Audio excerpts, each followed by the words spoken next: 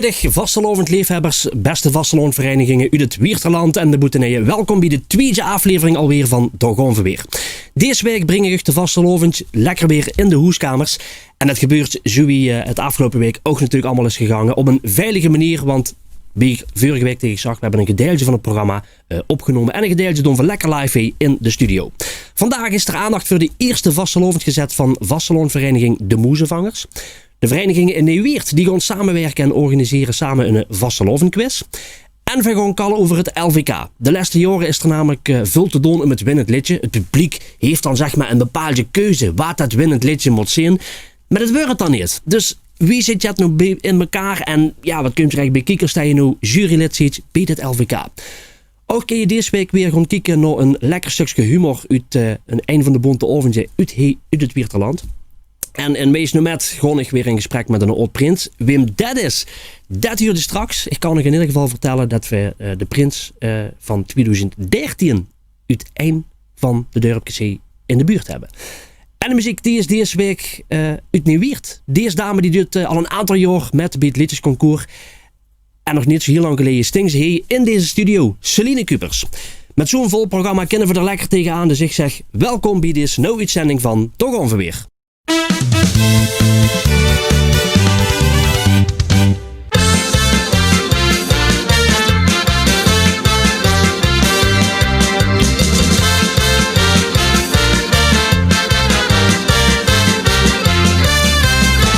De vastelovend, die brengt mich, die geeft mich ieder jaar opnieuw, denk ik.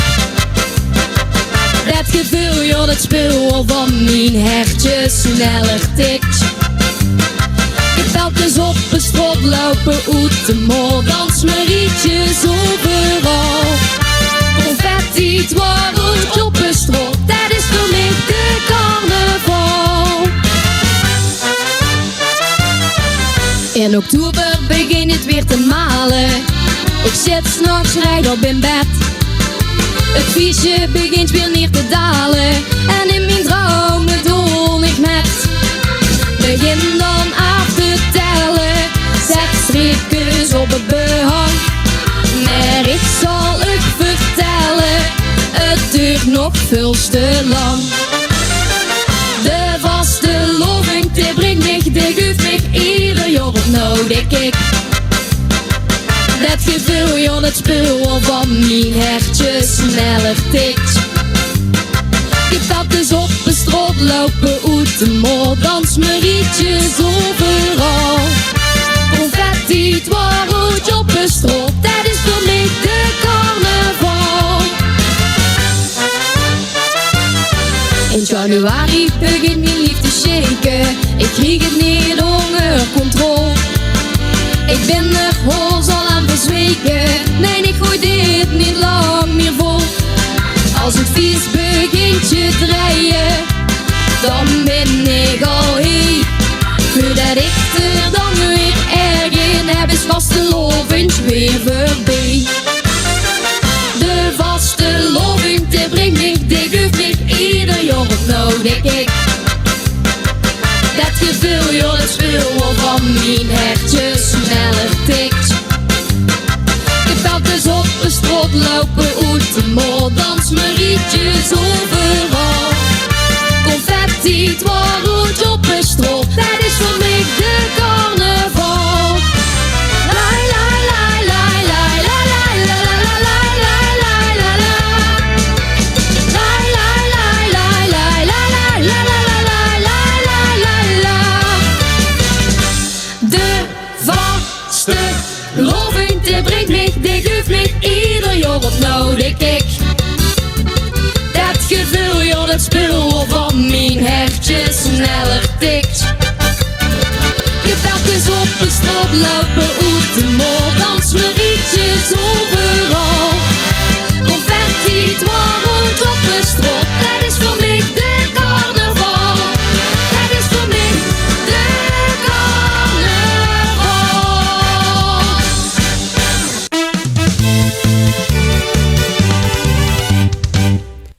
Jaarlijks valt je wel bij u in de bus. De vastelovend gezet van een van de vasteloonverenigingen bij u in de buurt. Een gezet die altijd goed gevuld is met de schoonste dingen van de vereniging. En op Loor, bij vastelovendvereniging De Moezevangers, komen ze dit jaar voor het eerst met zo'n vastelovend gezet. Bij mij Monique aan de tafel. Monique, goedemiddag. Goedemiddag. Waarom heb je besloten om die gezet uit te gaan brengen en niet eerder? Nou ja, we hebben altijd onze andere activiteiten gehad in het ganse jaar. En dit keer hebben we door de corona helaas alles geannuleerd en gecanceld. Maar we willen wel het voor de mensen van Loor gaan doen. Mm. En toen zaten we een keer in een vergadering en hadden we met 3 man bedacht, we gaan een gezet maken. En dat doen we wel even. Dat dachten we. Nou, laat het even maar weg. Het is een heel investering geweest. Het product is nu zo goed als af. En als het goed is, volgende week naar de drukker. En we zijn er echt kei trots op wat we voor de mensen van Loorveld en Hussenhoeven gaan rondbrengen. Ja, nou hartstikke mooi. Ja, ik zie ze al, daar komt stiekem veel werk bij kijken. Andere verenigingen ervaren dat ook. Maar ik denk dat iedereen er ergens wel mee bezig is. Of het nou een bonteovensketch is of wat dergelijke.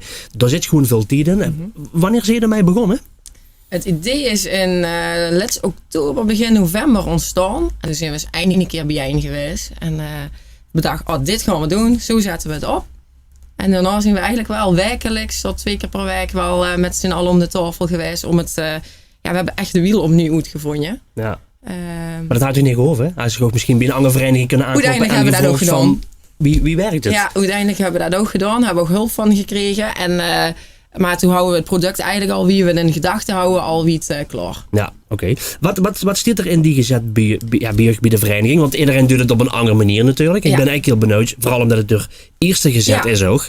Wie heb je het dan aangepakt? Nou, we zijn teruggegaan, wie is de vereniging ontstaan? Mm-hmm. We hebben een gesprek gehad met de 3 oprichters van de vereniging. De document interview van erin te staan. We hebben een nieuwe pastoor in het dorp. Ah, kijk. En daar hebben we ook een interview mee gehad. Daar komt een stukje erin. Gaat Knauwel. Daar komt van de prins van vorig jaar in te staan. Woordje van de Vos misschien? Ja, ook zeker. Daar waren we natuurlijk met geopend. En we houden natuurlijk helemaal niks. En dan best wel heel erg afhankelijk van afgelopen jaar. Dus ik kan prinsen treffen natuurlijk, hoe we heel groots op zien. Er komt een stukje van erin. En foto's natuurlijk keiveel. Gaat voor de wichter. Dus we hebben eigenlijk voor iedereen wel wat erin zitten. Lekker gevuld in ieder geval. Nou, daar zie je dus wel vrij laat mee begonnen. Het is nu dus bijna het moment dat het naar de drukker kan gaan. Ja. Wanneer moet het dan eigenlijk klaar zijn? Wij willen het naar de drukker doen. En eigenlijk liep het weekend, mag even rekenen, 14 februari is vastelovend. 2 weken daarvoor willen we het de mensen gewoon rondbrengen. Ja, dus je gaat echt zelf bij iedereen het dan in de bus doen. Ja. Ja. En als mensen nou, want ik weet niet of dat je ermee werkt, hè? Ik weet dat sommige verenigingen dat doen, die zeggen van nou, we hebben mensen die hebben een nee-nee-sticker bijvoorbeeld op de brievenbus zetten. Gooien ze er dan wel of gooien ze er dan niet in doen? Dan bel ik wel even aan en dan vraag ik netjes of ze hem willen hebben. Ja. En mochten nou mensen Boete, Loor en Hussenve en Loorveld zeggen, we willen toch eens kijken in dat gezetje van de Moezevangers. Kunnen ze hem dan nog ergens ophalen? Ja. Ze kunnen hem sowieso ophalen en even een mailtje sturen naar het secretariaat. Mm-hmm. Gewoon secretariaat@moezevanger.nl. Dan komt dat er binnen en dan werd het of opgestuurd of we brengen het even naar de mensen toe. Of op Facebook een reactie sturen, want ik wil hem ook op Facebook zetten, dat de gezet verkrijgbaar is.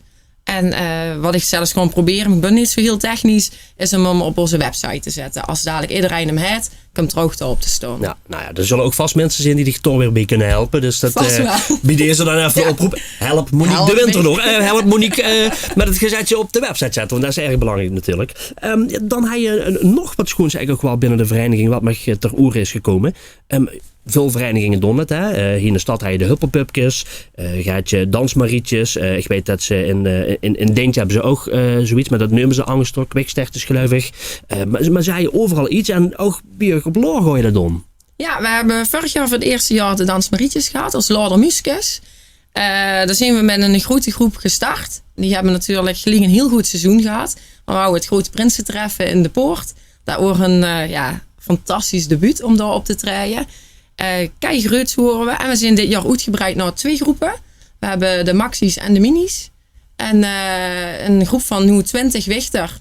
En daar zijn we met keihard aan het trainen. Ook nu zijn we bezig met trainen. Boete. Want binnen mocht helaas niet. Maar ja, het zijn zo'n diehards. Die stonden de dames 's mergens op zaterdag in de kou te trainen. Ja, maar dat is wel leuk. Gewoon enthousiasme. En dan, zeker met dit initiatief, merk je ook wel weer dat de vereniging toch aan het groeien is. Dat er weer nieuwe stappen gemaakt worden. Het gebeurt niet alleen natuurlijk bij de moezenvangers. Bij heel veel verenigingen zinnig dat gebeuren. Dus dat is echt super positief natuurlijk. En ook omdat het 2 verschillende groepen zijn, neem ik aan dat het verloop dan ook makkelijker moet gaan weer. Ja, we hebben nu de grootste groep. Dat is eigenlijk zeg maar de basisschoolgroep 5-4. En dan hebben we de kleinste groep is 3-2. Ja. Dat zijn ze nu ongeveer. Loor is natuurlijk niet groot. Ook qua basisschool, de grotere klassen zijn best wel klein. Dus die zitten bijna allemaal bij ons nu op de dans. En we willen dadelijk vanuit de kleuters dat er ook weer in de doorgroeicamp. Want stel je dan bijvoorbeeld ook een maximum leeftijd eraan? Dat je zegt van tot dan moet je met maximaal meedoen? Of? Nee, het gaat om het passend plezier. Ja. En we willen de jeugdse toekomst. En we willen echt heel graag dat de jeugd ook vastelovensgevoel gaat krijgen. Dat hart, dat wat wij eigenlijk allemaal hebben, dat doorgaat. Ja. Maar nou zie je er bij mij aan het oefenen dan. Gooi je dan bijvoorbeeld ook nog zeggen van we willen bijvoorbeeld online, desnoods op Facebook of de website, toch een promotiefilm of in ieder geval iets gaan zetten wat geoefend is? Ja, we willen hopelijk kunnen we ze straks als de basisscholen weer open zijn, gewoon ons muziekjes op school optreden. Mm-hmm. Dat gewoon vragen op school dat wil filmen, maar wij mogen dan niet binnen op school. Dat is gewoon echt alleen maar de leraren en de kinderen.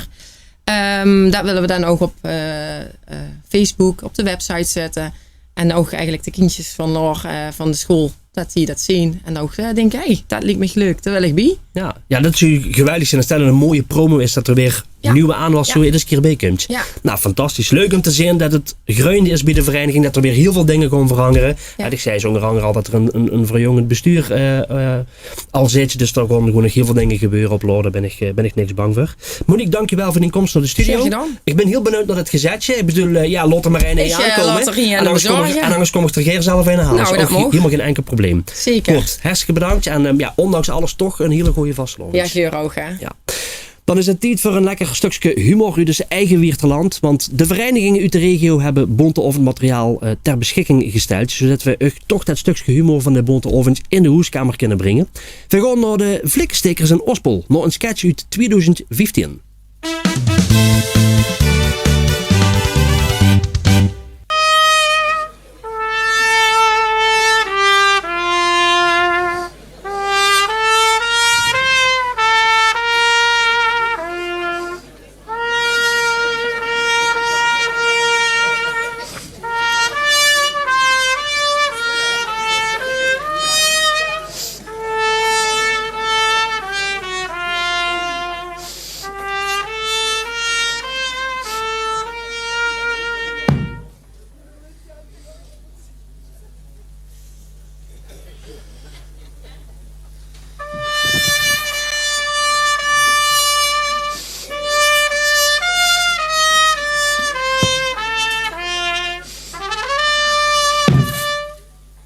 Wat doe je?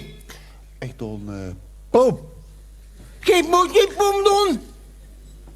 Als je het doe ik boom.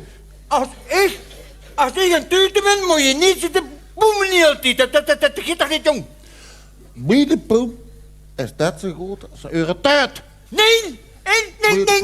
Als ik een tutor ben, doe je niet boemen neer. Dat is afgesproken, ik doe het meer. Sokkelaar ziet. Niks kon je man. Kijk, nog een duik in het box geboten, dat doe ik. Niks kon je, niks. Sokkelaar.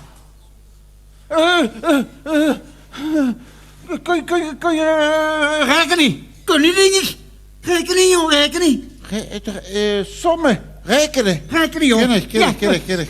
Hoe is 1 en 1? 1 en 1. Ja.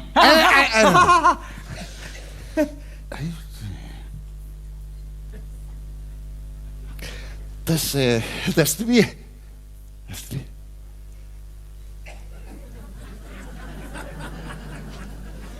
Klopt.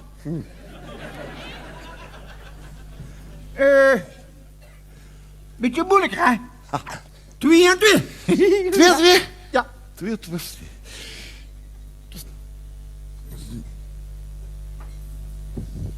Dan moet je niet met grote getallen gaan beginnen, hè, jong. Dat kan er niet.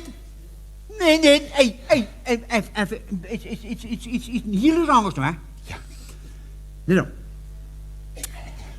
ik heb 35 appelen. En 7 wichter. Ja? Helm? Goed. Hoeveel appels krijgt elk gewicht dan? Je hebt 35 wichter en 7 appelen. Nee, slop de belt.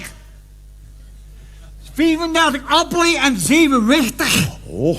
Godstomme niet. Oh. 35 appelen en 7 wichter. Ja. Dat is 34.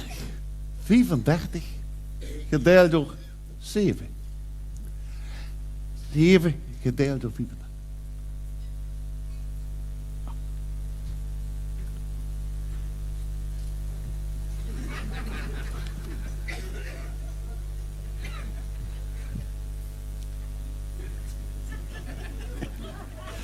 Dat is 14. Dat kan niet. Dat is niet Dat kan niet 14. 35 gedeeld. Dat is 35 Nee, gedeeld door jongen. 14. Welke meester hij doet hem niet weer? 14. Jong. 14. Nee, dat kan niet. Dat kan echt niet, dat kan niet. Som op de proem. Nee. Weet je het dan weer? Kan. Maar het is moeilijk schrijven, moet ik zeggen. Op een proef. Heeft er even wat voor op te schrijven soms? Ja. Dus komen dan. Som op de som. Kijk. Ja, nu. Ja. Nu goed eraan, hè. Ja. En een krietje. Goed, jongen. Het is weer. 34 34, ja. gedeeld door 7. Dat is goed. Klopt. Ja, klopt. De 7 in de 3. Geet er dit in? Kan niet, Kan niet! kan niet. Geen geleerd Dat kan niet. Onmogelijk. Onmogelijk. Kan. 3 plus 5 is 8. Klopt. 7 in de 8. Eén keer. Ja, klopt, ja. Is 7. Goed. 7 min 35. Ja. 28. Yes, sir. 7 in 28. Ja. Is 4 keren. Is 28. Kijk. Aftrekken. 0 over. Dat kan niet, jongen. 14. Dat is juist. Dat kan niet, Dat is jongen. juist. Stomme. Dat is juist. Verkeermiddagvullen, keren, vermiddagvullen. Doe dat eens Hier. aan. Dat kon je niet, hè? Nee. 14 Ja? keer. Ja. Dat is goed. Zo, hè? Dat Hier, hè? is Zo, hè? goed. Die is heel belangrijk. Dat is keer. 7 mal 4. 28. Ja. 7 mal 1. 7. Tellen. 35. Dat kan nog niet, Dat is jongen. juist. Dat kan niet, man. Dat is Dat juist. kan niet, man. Dat is juist. Dat is juist. Omtellen. Kan Optellen. Optellen, jongen. 7 keer 4 erop tellen. Plus. 1. 1, 2. 3. 4. 5. 6. 6, 7. 7. Zo, hè? Plus, hè? Plus, hè? Jo. Goed. Sfeer is 8, is 12, is 16, is 20, is 24, 28, 29, 30, 31, 32, 33, 34, 35, is 35! Ja, nee, joh, dat wil ik. Maar, Dat is juist. Nee, boem.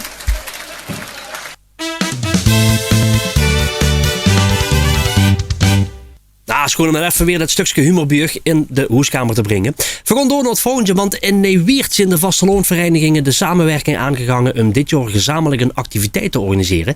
En deze samenwerking heeft geresulteerd in een vastelovenquiz. Zo'n 2 weken terug sprak ik erover, over dit initiatief, hier in de studio met Bas Poels.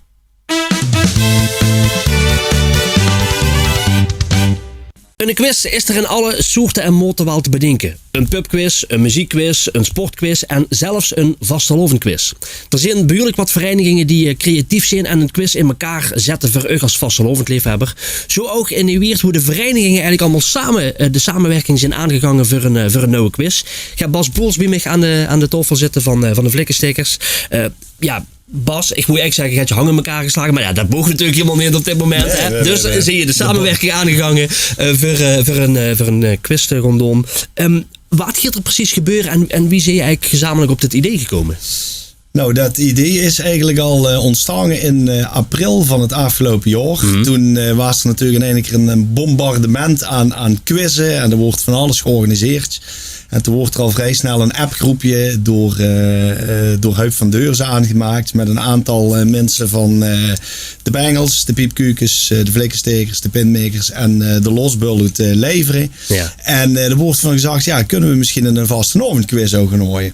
Nou, doordat, wat ik al zag, dat bombardement aan quizzen, dachten we, nou, laten we er eens even mee wachten en dat meer richting de vastenavondje dag echt gaan trekken. Dus we hebben er toen aan gedacht om dat rond de 11 van de 11 te gaan doen.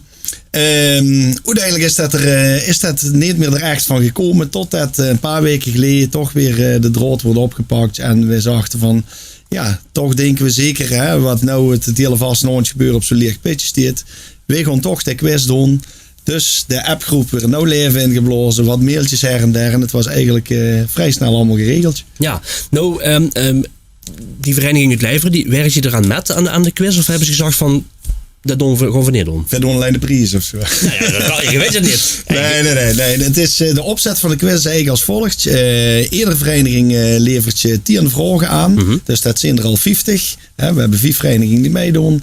En daarbij zijn er ook nog 5 andere onderdelen die zeg maar boeten die vastenavondsvereniging staan. Ja. En dat is eigenlijk het aandeel wat iedereen heeft in die quiz. Ja, en die vragen, dat gaat dan echt van hot naar her? Of wie moet ik het zien? Ja, dat mag elke vereniging mag dat zelf invullen. Dus dat kan op het gebied van slagers zijn, van old prinsen, spreuken. Misschien brengt ze nou wel op ideeën, dat weet ik niet. Maar dat kan van alles zijn. Ja, en zijn het dan echt gewoon de vragen die gesteld worden? Of werd je ook beeldmateriaal ingetoond? Of is dat juist weer de creativiteit die per vereniging vrij is? Ja, Nijweert 24 hebben we dit gaan doen. Die hebben natuurlijk al wat ervaring met quizzen. En er zijn al heel wat dingen voorbij gekomen. En het werd nog steeds allemaal professioneler. Met inderdaad filmpjes erbij. Nou, dat willen wij bijvoorbeeld ook gedaan. We hebben de burgemeester gevraagd, Birgit Op de Laak. Of dat hij bijvoorbeeld 10 regels uit songteksten van liedjes wil voorlezen. En dan moeten de mensen gaan rooien uit welk liedje dat komt. Ja. Maar ik denk bijvoorbeeld ook aan, daar zijn we tenminste mee bezig, met een muzikant 10 intro's te laten spelen op een trompet bijvoorbeeld. En zo kun je dus ook wat dingen van tevoren opnemen, want ja, daadwerkelijk aanwezig zijn, dat wordt lastig natuurlijk. Dat wordt lastig, ja. Maar met zo'n, want dat werd in de vorm van Kahoot gedaan, hè, een tool die heel dik werd gebruikt om een quiz te maken. Daar kun je dus allerlei foto's inzetten, filmpjes, geluidsfragmenten. Ja. Kan dus eigenlijk gewoon echt alle kanten op wie dat de vereniging zelf dat zeg maar bedenkt. Ja, die vragen in elk geval zeker. En ook die 5 andere onderdelen, die proberen we inderdaad juist niet alleen vragen. Maar je kunt denken aan het gehuurtje stum van een buurtredner. Welke buurtredner is dat? Je ziet logo's van verenigingen, daar hebben we de naam uitgehaald. Welke vereniging is dat? Dus we proberen op allerlei manieren het een leuke quiz te laten worden. Ja, dus ga je zeg maar, de vereniging levert in ieder geval 10 vragen aan. Maar dan neven hij natuurlijk nog een aantal. Want ik moet net eigenlijk zeggen, is 50 vragen dan niet een beetje weinig? Nee, dan natuurlijk heb je het liefst 111 gehad. Maar Kahoot kan maximaal 100 vragen in dat programma. Dus we maken er 100 vragen van, weer 10 onderdelen. Mensen kunnen dan inloggen. En die kunnen dan eigenlijk door middel van een telefoon of iPad kunnen ze dat antwoord geven. Ja, want kun je eens vertellen, Bas, wie dit dan in zijn werk zit? Wie kunnen mensen zich opgeven en mogen bijvoorbeeld mensen ook boete Nijweert zich opgeven? Ja, natuurlijk. Je hoeft zich niet aan ze op te geven, want het gebeurt via een livestream, via Nijweert 24. Die hebben inmiddels een soort een eigen studio op het industrieterrein in Nijweert. Daar zitten dan ikzelf samen met Paul Koppen. Dus het kost wel eens een hele lange avond weer als Paul Koppen erbij zit. Och, dacht ik dat jij er zit. Nee. Ik ben er voorbij gezaten een Paul een beetje te temperen, denk ik. Ja. Maar Paul deed ik misschien andersom. Ja. We moeten samen ook bellen, dus ik ben heel benieuwd wat er ervan zit. Dat wordt ook een gesprek van 4-3 uur ongeveer. Dat denk ik ook. Weet Paul alvast hoe dat er aan toe is. Ja, maar dan werd je livestream werd gestart en dan kregen mensen een code die kregen ze dan via het scherm en daarmee kunnen ze op Kahoot dan inloggen. En dan krijg je eigenlijk een quizcode. En dan kun je de quiz spelen. Ja. En er zit dus niet echt een maximum aan, zeg maar, voor het aantal deelnemers wat mij kan doen. Ik weet uit de eerste quizervaring met Nijweert 24 dat Kahoot toen gigantisch vol liep. Toen ging het volgens mij meer als over 1000 mensen die meededen. Nou, zoveel verwacht ik er eerlijk gezegd niet. Dat zou me erg verbazen. Maar zeg nooit, hè? Zeg nooit. Ja, misschien met deze goede reclame. Ja. Maar op zich kan iedereen die wil ook boeten de gemeente Nijweert. Die kan gewoon meedoen. Ja, daar kan ik gewoon meedoen, ja. En dan zijn er verder kosten aan verbonden, Bas, dat je weet of... Nee, eigenlijk alleen. Ja, uiteraard de presentatoren. Die kregen een flinke vergoeding. Maar de rest... de factuur heb je ook klaarleggen, zeg maar. Zeker. Ja. Nee, goed geliekt. Dat je ook wel heel nee, dat natuurlijk niet. En dat is gewoon kosteloos. En er zullen ook nog wel wat leuke prijsjes aan verbonden worden, denk ik. Ja, en ik denk ook zeker in de tijd, zeg maar, hoe dat we in ons begeven hebben. Het is geen makkelijke tijd. Ja, dan wil je gewoon immers iets geven. En dan sta je er dan ook nog... kijk, natuurlijk, ik snap er. Als je zegt van, ik hou nog een klein prijskaartje aan vast. Maar ik denk dat het schoner is juist om te zeggen van... er is al zo weinig. Ja. Dit krijg je van ons. Ja. Nou, en het is eigenlijk een heel leuk vastenavondsweekend. Want dan is het ook... Vrijdag is het LVK. Nou, dan hopen we natuurlijk dat er uit Wiert of Nijweert immers bezig. En dan kun je soorters nog lekker even quizzen.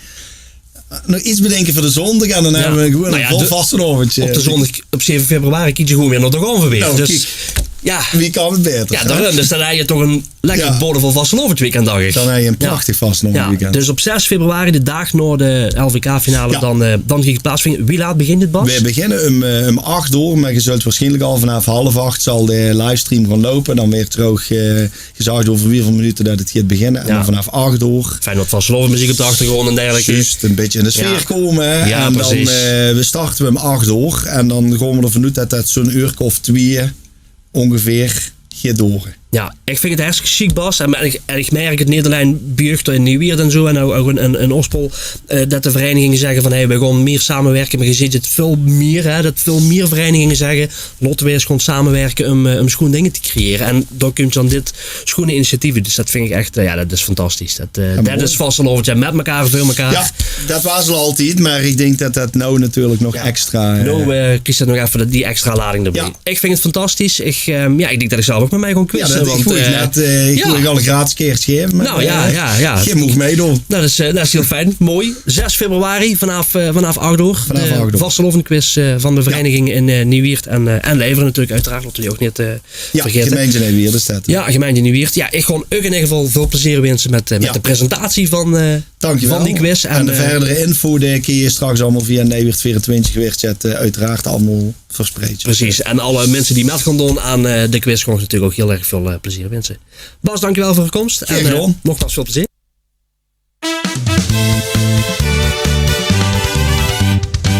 Celine Kuper zit Nieuwiert. Welkom hier in de studio van de Gonve weer. Ja, dankjewel. Wel een beetje aangepast, want normaal hebben we hier fijne publiek erbij, maar no niet. Maar ik best wel, daar ben ik heel erg blij met. Ja, aantal jurken al actief, Celine. Klopt. Wie precies? 5 jaar nu. 5 Dit is het 5e jaar. Nou, kijk, dat er in ieder geval rap gaat. Aantal jaren al met gedaan aan het Glitchfestival in Nieuwiert, zeg maar. Ja.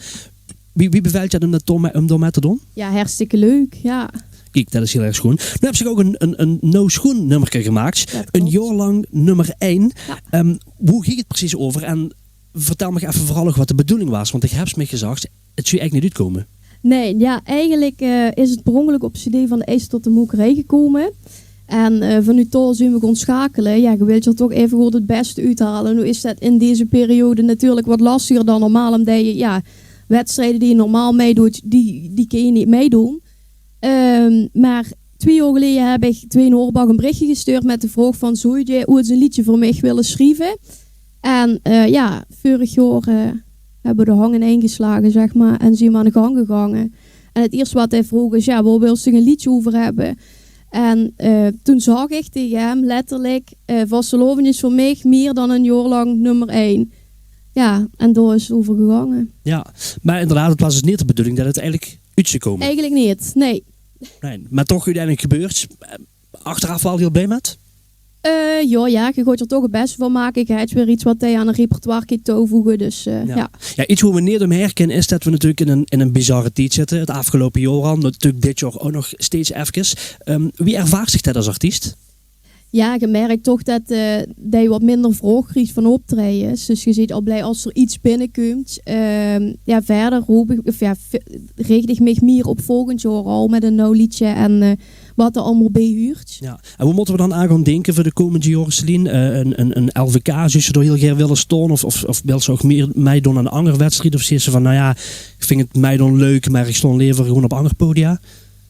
Mijn grote droom is natuurlijk om het LVK mee te doen. Dus dat is wel een doel wat heel graag werk. Ja. Nou, we hopen in ieder geval nog een aantal jaren van dicht te kunnen gaan genieten met de Vastelandmuziek. Maar dat gaat in ieder geval goed komen. Super ziek dat ze in ieder geval hier is. En ik zou zeggen, geef hem nog even een keer lekker voor Jetje. Komt goed, dankjewel.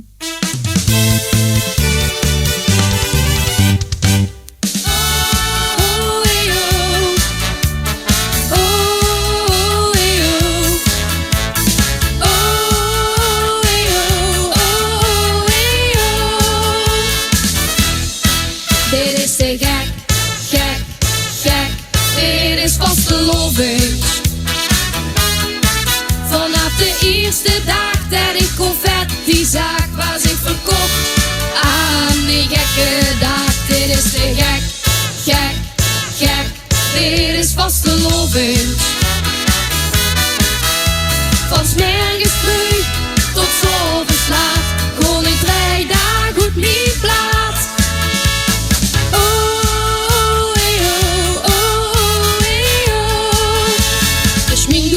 Zoeken zonder resultaat.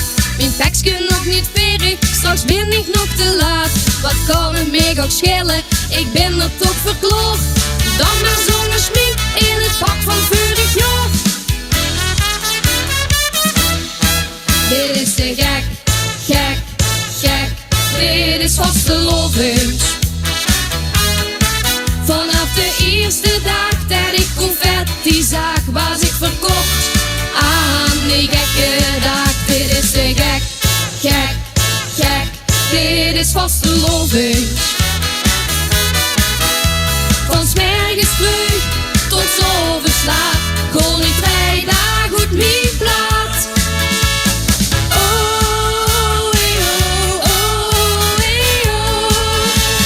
Ik stuur gauw een appje in de vriendengroep en 3 minuten later stond de eerste op een stoep. De ene stuurt een duimpje, de ander zit oké. Maar binnen 11 minuten stiert het vol in ons café. Dit is te gek, gek, gek, dit is vastelovend. Vanaf de eerste dag dat ik confetti zag, was ik verkocht aan die gekke dag. Dit is te gek, gek, gek, dit is vastelovend. Van 's morgens vroeg tot 's avonds laat, gewoon ik 3 dagen goed niet plaat. Van 's morgens vroeg tot 's avonds laat, gewoon ik 3 dagen goed niet plaat.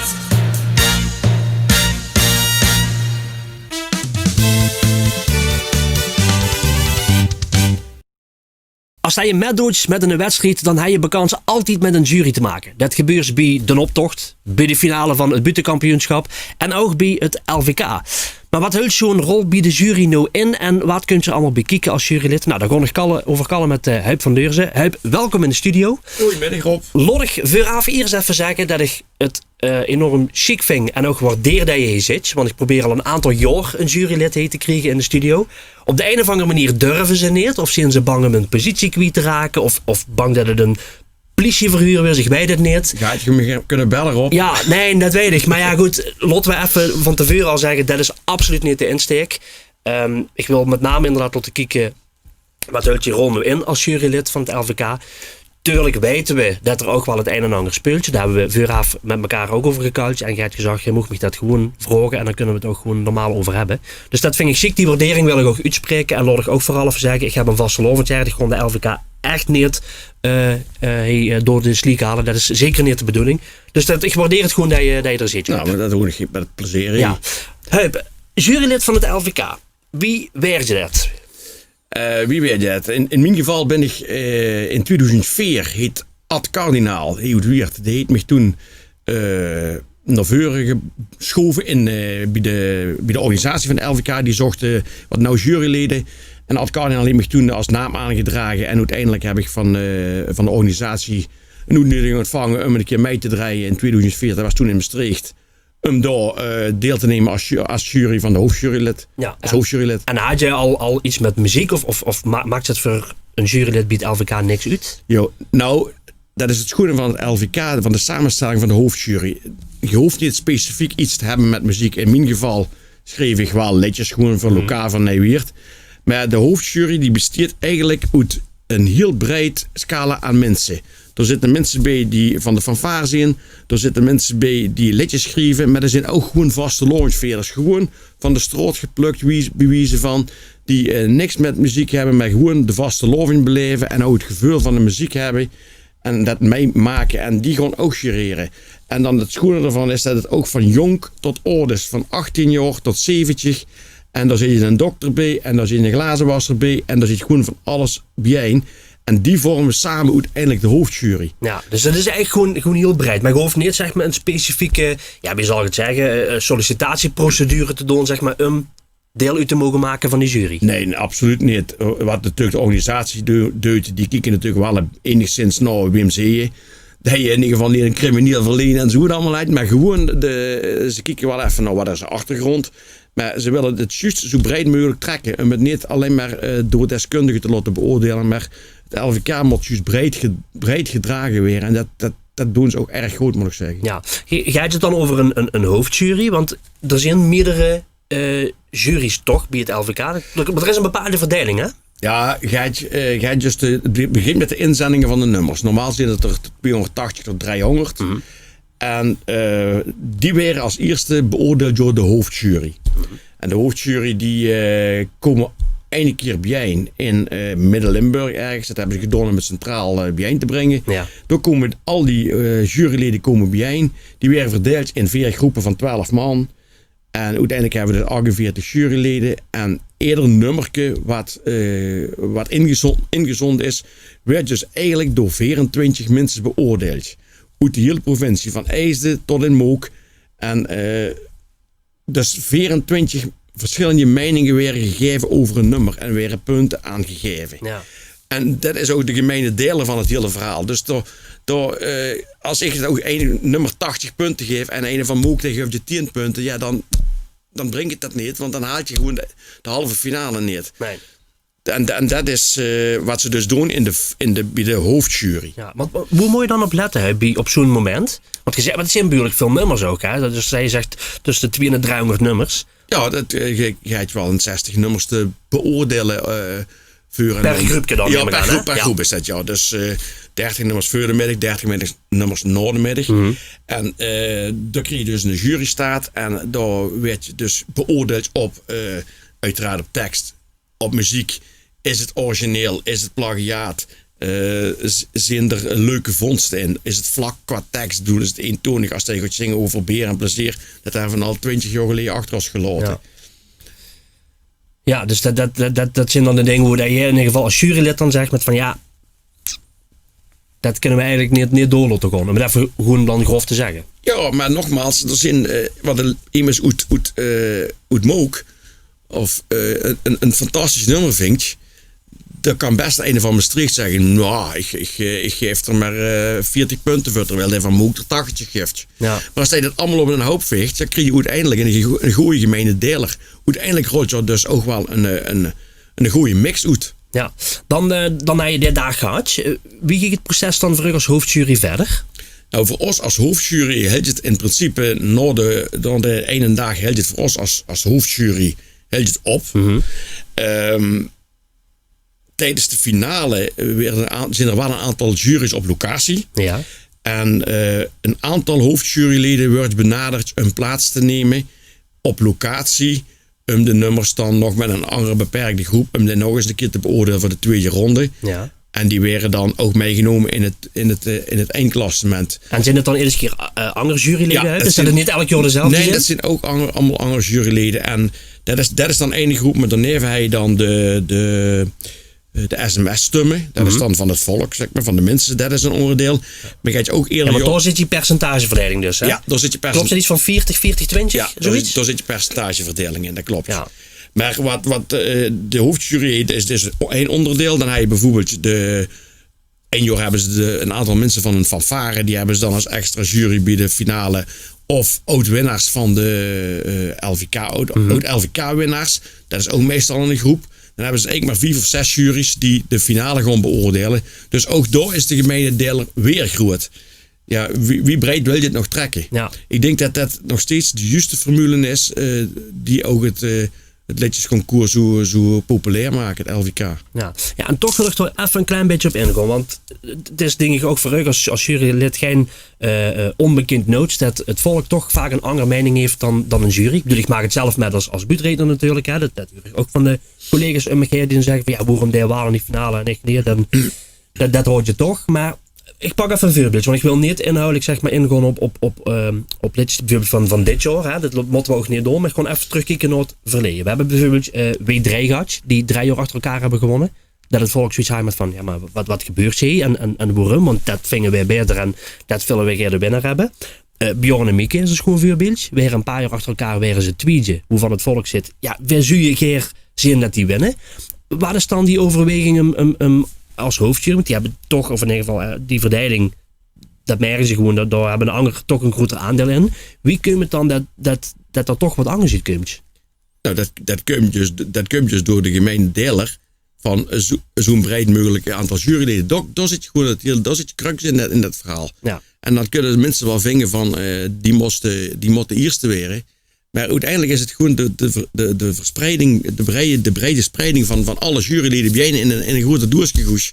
En dat komt uiteindelijk het eruit rollen. Ja, dus wie fanatiek mensen eigenlijk ook in principe gewoon sms'en, dan maakt het toch helemaal geen verschil in eigenlijk. Nou, als je dus... Of weinig in ieder geval. In ieder geval weinig, maar als je dus echt extreem veel sms zoiets hebben, dan zou dat enige invloed kunnen hebben, maar het zal niet doorslaggevend zijn. Nee. Het kwartje kan net de ene kant invallen of de andere kant in, maar gewoon doordat gewoon al die verschillende juries, dat maakt dus de kracht van het hele verhaal. En de geleerden, die hebben 20 jaar zijn van de 20 jaar zijn ze misschien 15 jaar tweede geworden. En uiteindelijk zijn die ook wel eerste geworden. Maar dat heeft toch ook weer te maken met de brede spreiding van al die juries. Ja, maar dan wordt ze, dat is een gewoon voorbeeld. Ik heb ze toen gehad in het jaar dat ze het LVK wonnen. Dan werd ze door mensen gezegd, ja, dat is een gunfactor voor de geleerden dat ze al zo lang meedoen. Maar dat is dus eigenlijk helemaal niet. Nee, dat kan ik natuurlijk vertellen, maar dat is gewoon onzin. En wat ik blief zeggen, dat heb ik al een paar keer gezegd. Je kunt het niet beïnvloeden als je met een heel breed scala aan beoordelingen ziet. Nee, maar ik denk ook wel dat het even goed is dat we het heel over gehad hebben. Dat in ieder geval ook voor het publiek. Dat het gewoon duidelijk is wie zit die verdediging nou in elkaar. En dat het ook echt niet zo is dat dat doorgestoken kaart is van want die motten per se in die finale stonden of tegen het winnen. Nee, dat we dat in ieder geval wel even wegpakken. Nee, want wat wij ook op de jurydag, wij weten ook echt niet wie de eindsuitslag van den dag is. Daar weten we helemaal niks van. Nee. De juryformulieren werden meegenomen en wij weten evenveel als de bewijzen van als de burger in Limburg. Ja. Daar weet je ook niks meegedeeld. We kregen niks te huren. We weten ook niks wat het gaat weer. Het enige wat we kunnen beoordelen is als er een nummer is wat besproken wordt in de jurygroep en dat kan. Dat ze zeggen van ja, ik vind dit van het nummer of ik vind dat van het nummer. Ieder nummer wordt wel eens besproken door de juryleden. Maar verder hebben we er ook geen invloed op. Nee. Helemaal niks. Oké, nou duidelijke taal. Ik vind het chic nogmaals dat je hier ziet gaan zitten. En dat je ons een beeld hebt gegeven wie dat in zijn werk gaat om jurylid te zien. Maar ook over het issue inderdaad wat zich al zo lang aanspeelt van waarom wint je niet. Nou, ik hoop dat we in ieder geval dat gevoel een beetje hebben weggepakt. En dat we nog gewoon jarenlang kunnen genieten van dit schoon evenement. Daar ga ik vanuit in ieder geval. Bedankt in ieder geval dat ik het even ook mocht toelichten. Dat is ook wel belangrijk. En ik wens je succes met het programma op. Dat gaat zeker lukken, Huip. Wij zien elkaar nog. En jij heel veel plezier nog de komende jaren met het jureren bij het LVK. Dankjewel. Dan is het weer tijd voor Wie is nou met? Door ingonnig dit seizoen in gesprek met Oud Prinsen. Vorige week gingen we met Frans Jansen terug naar het jaar 2003. Vandaag kun je weer gaan kijken naar een van die gesprekken die ik onlangs hier in de studio heb opgenomen met een oud-prins. En daarover gaan we naar 2013.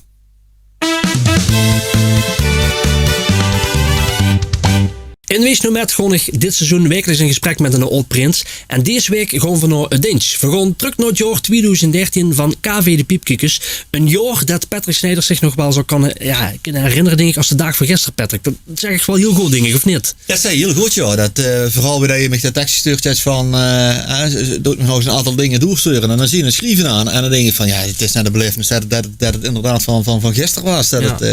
Dat is toch zoiets unieks wat hij in haar leven meemaakt. En dat is fantastisch. Ja, precies. Ja, daar kunnen we natuurlijk een heel ovend-programma van gewoon maken. Alleen dit hebben we niet. Nee. Neem dus eens met terug naar dat jaar 2013. Misschien moet ik eigenlijk ook even anders zeggen. Want eigenlijk zie je niet van Deens. Nee, dat was ook de verrassing. En ik woonde eigenlijk volgens mij een jaar of 6, 7 woonde we in Deens. En dus daarom had ik dat totaal niet verwacht op het moment dat je door Peter Wegen gebeld werd van ik heb een duurtje nodig en Kees met me met. En dus die gedachte van ik weer een prins, dat had ik eigenlijk totaal niet. Ik denk ze pakken echt wel mensen van nu de Deens. En dus dat was natuurlijk wel heel erg uniek. Dus dat was wel geweldig. Ja.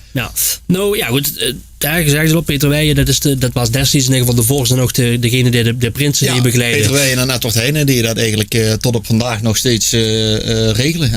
En dat doen ze op een fantastische manier. Dat moet ik wel zeggen. Ja, precies. Wat ging er op dat moment door Patrick, bij dat ze zei van wil jij onze prins weren?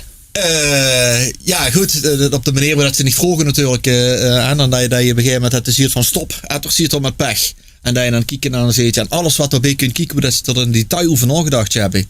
En dan ligt jou die prinsen met zo'n toch zien uit en denk je van, nou, eigenlijk hoor. En goed, dan moet je met die opdracht naar huis zeggen. Want je hebt natuurlijk ook een prinsesje nodig. Ja. Je kun je natuurlijk van alles bij kijken. En dus ik was eigenlijk al vrij snel terug. Dan zien we een pan eigenlijk wees. Ik zeg, goed, die wächter waren nog wakker. Dus ik kreeg ook een heel geheim met mij, hè. Wat dat je natuurlijk een huwelijke tijd met mij moet dragen. En goed, dan gooi je Angelien vragen. En we waren eigenlijk allebei direct super enthousiast. En dan kon je in de sneltrein te zetten. Dan giet er van alles met je buren. Maar ja, als ik dan zie dat die piepkiekers en dat zal bij eerdere carnavalsverenigingen uiteraard gezien. Weet dat het allemaal geregeld is en wat erbij kunt kijken. Want je ziet elk jaar waar verschillende prinsen rondlopen.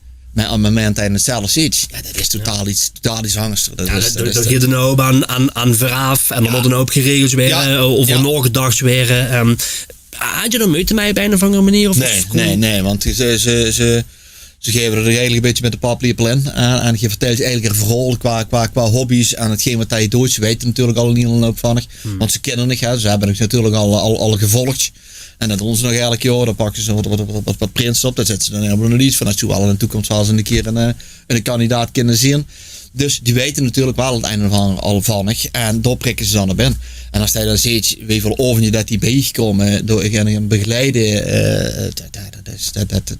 dan kun je eigenlijk alles compleet. Ja, als we nou even op het moment gewoon van de uitroeping, want we weten bij eerdere vereniging is het anders. Hè? De Zoopmaal hebben bijvoorbeeld een vast protocol. Er zijn nog andere verenigingen die een vast protocol hebben van nee, zo gaan we de uitroeping doen. En de prins kunnen bijvoorbeeld uit een doel zich nu maar even iets, hè? Of iets anders.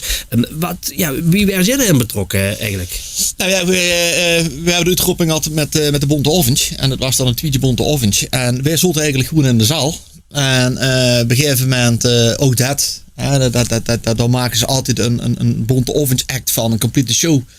Wat die met z'n tweeën ogen weer doen. En dan werd dan vaak weer met de andere Bonte Oventje artiesten weer erbij betrokken. En dus door stond een duur en dan kwamen allerlei vragen, allerlei dingen uit. En op een gegeven moment zit je natuurlijk met twee op een ruk. En ene adjudant, Ronald en Dion, die waren bij ons. En die hebben dan in ieder geval op een of andere manier al ook weer met een of andere smoes mij moeten nemen voor de oventje.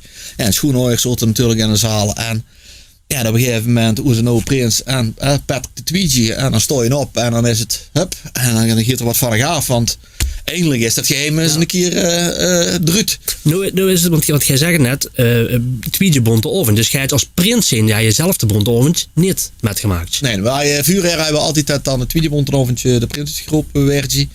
En tot op heden is dat dan de eerste bontenavond. Je hebt de tweede bontenavond aan een prins in de zaal aan je zitten. Dus dat was ook de aftakeling ervan. Ja.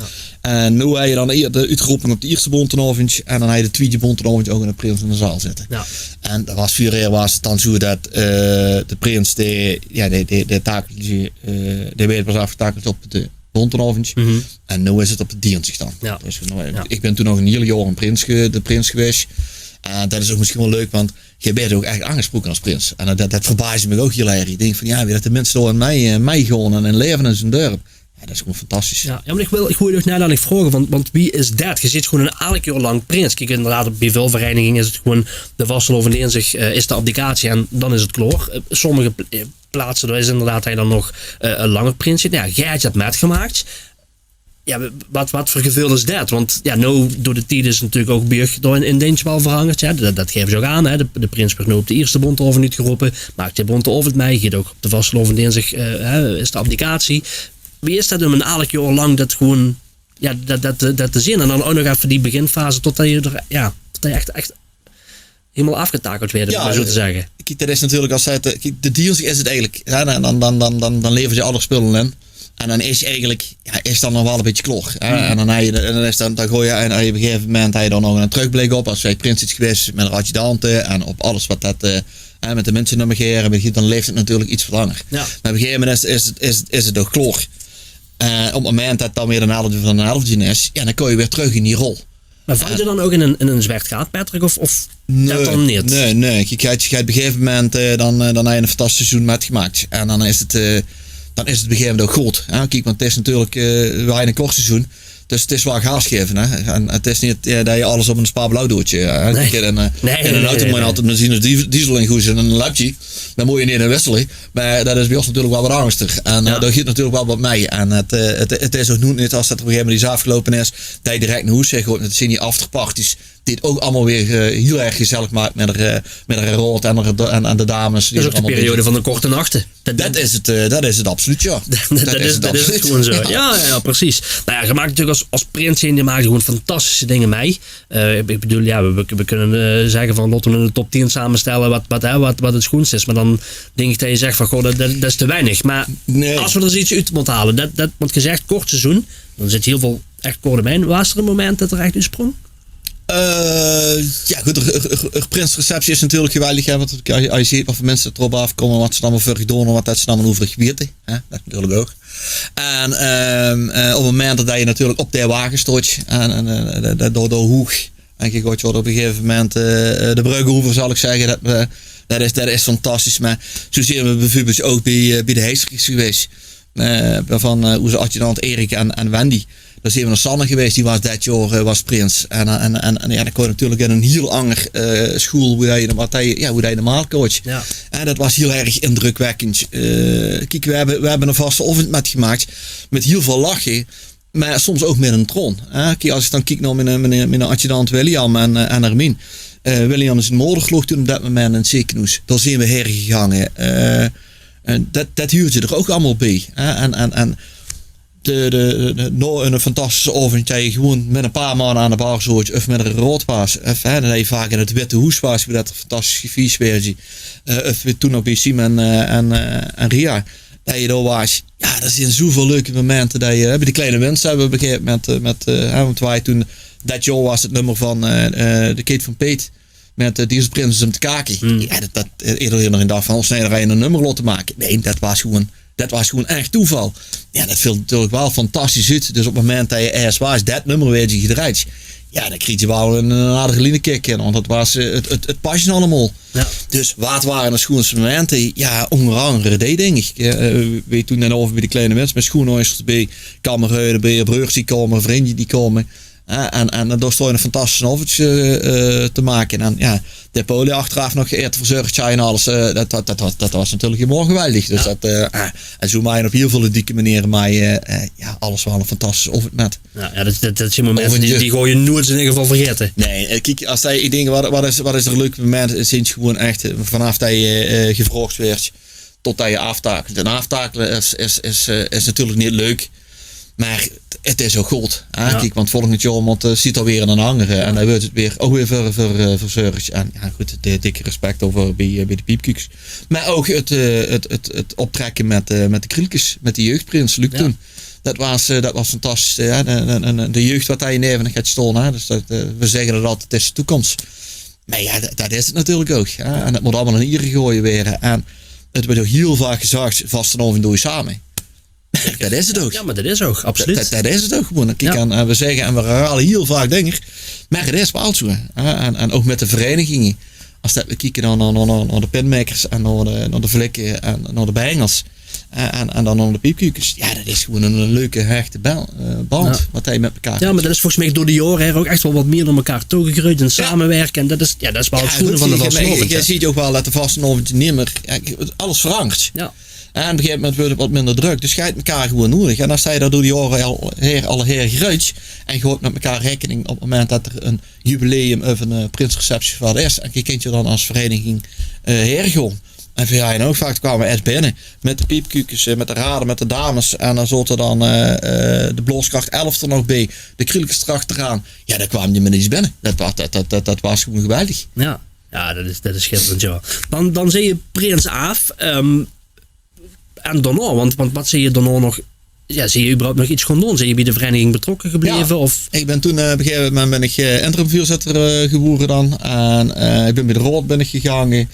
En ja, tot op heden doe ik eigenlijk alles door hoe dat ik en kan helpen. Of hoe dat handjes nodig hebben, doe ik en mij.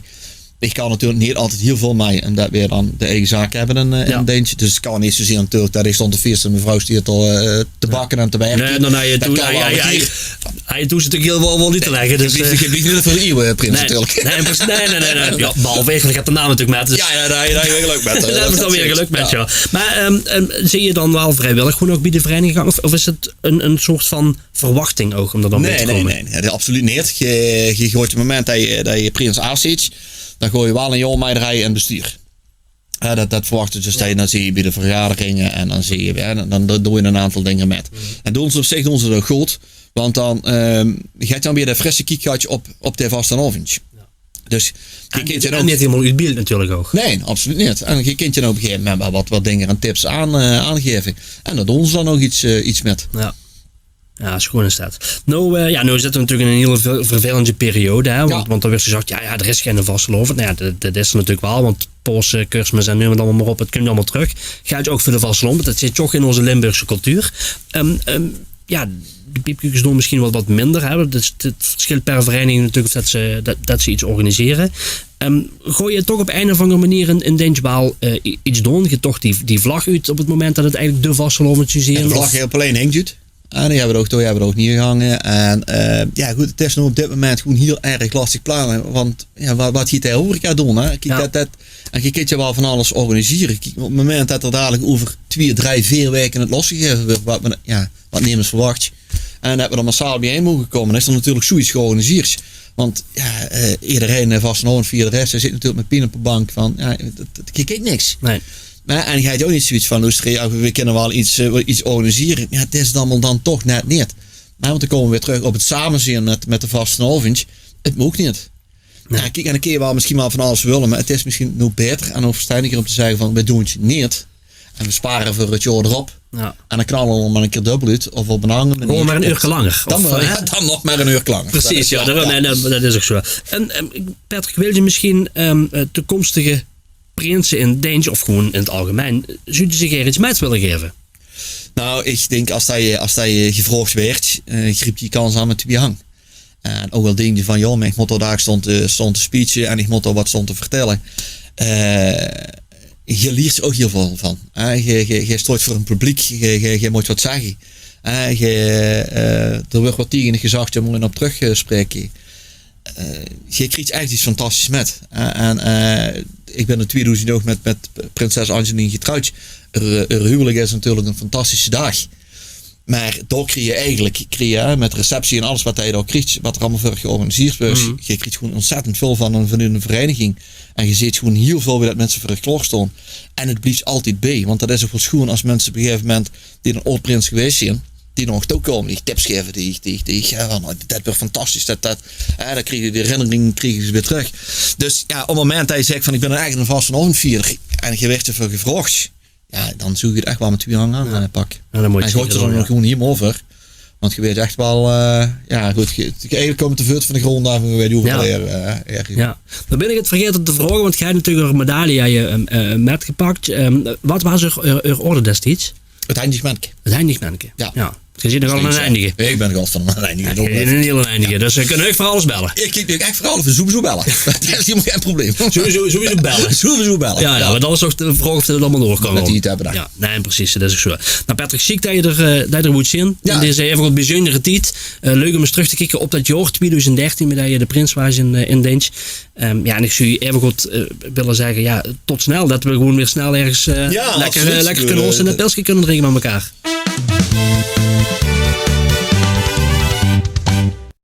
Wat vliegt het die toch weer voorbij, zeg. Deze aflevering van Dan gaan we weer zit er namelijk alweer op. Volgende week een nieuwe aflevering met door in aandacht voor de jeugd van de Brugwachters, Werkscup televisie en wie ontstiert eigenlijk een vastelovend liedje. Muziek is er volgende week van Maud Duchatanier, een van de halve finalisten ook van het LVK. Die gaat vandaag huren of ze erin stiert, dus benauwd. Heb je de uitzending nou gemist of deels gemist, want dat kan natuurlijk ook. Hè? Wil je het dan gewoon nog allemaal eens een keer terugkijken? Dat kan. We herhalen deze uitzending op zondag en morgenavond om 8:30 op het televisiekanaal van WierFM. Volg ons natuurlijk ook even op Facebook. Facebook.com/doorgaanverweer. Je mag er allemaal foto's op zetten als je aan het kijken zit. Laat maar komen. Dat vinden wij hartstikke chic. Ik wil al mijn gasten bedanken voor hun komst naar de studio. Gij allemaal bedankt voor het kijken. Blijf allemaal gezond. We spreken ons de komende zondag weer in een nieuwe Doorgaanverweer. En we gaan er natuurlijk muzikaal uit met Celine Kupers. Ik zeg bedankt voor het kijken en tot de volgende week.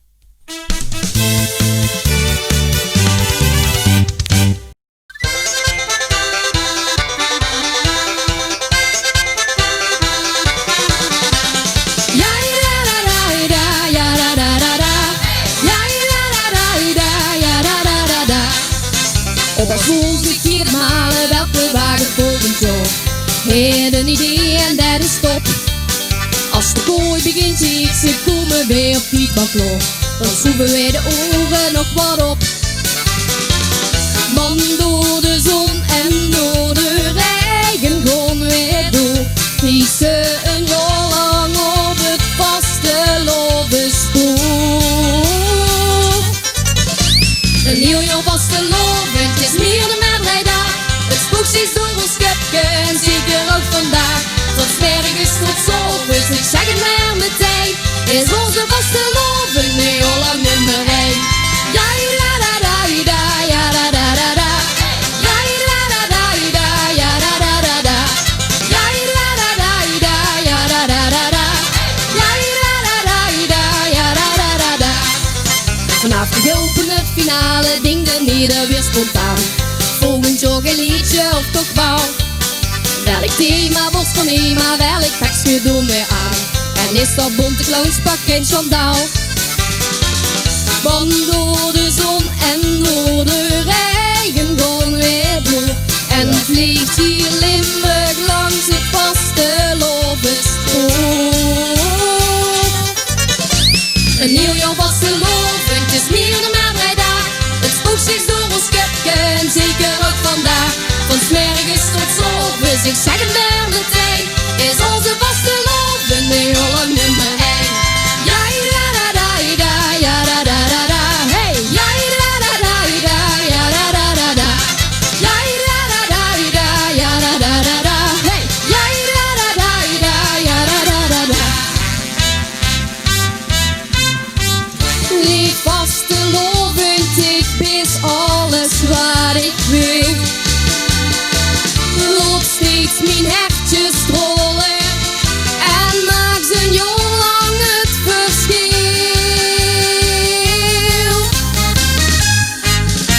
Een nieuw jaar vastelovend is meer dan maar 3 dagen. Het spook is door ons schepje en zeker ook vandaag.